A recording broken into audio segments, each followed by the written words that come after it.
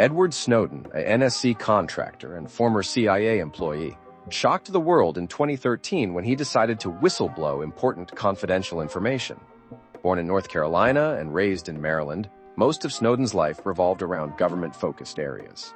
Especially interesting was that both his parents had connections to federal government, an environment he later found himself working in too.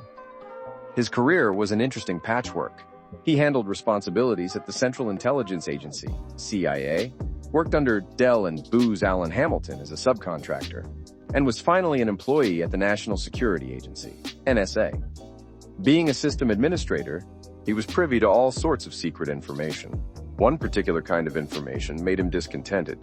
He found the NSA was running massive surveillance programs that were spying on the American citizens and others around the world. Truth be told, the whole thing made him uneasy. So he downloaded loads of classified files from the NSA and dropped a bombshell by leaking them to journalists from The Guardian and The Washington Post. This obviously made a lot of people nervous. It was scary, it was shocking, but it was true.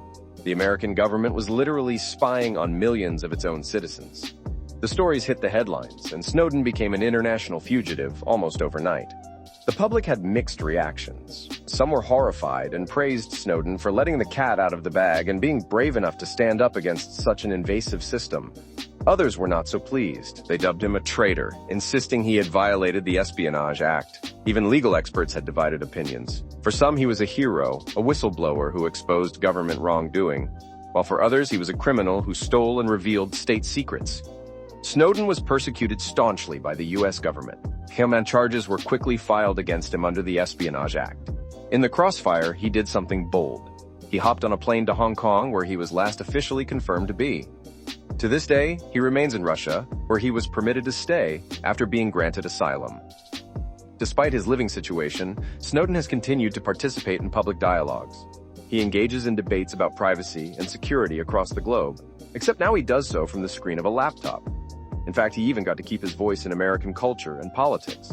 He's written a memoir and a number of related books.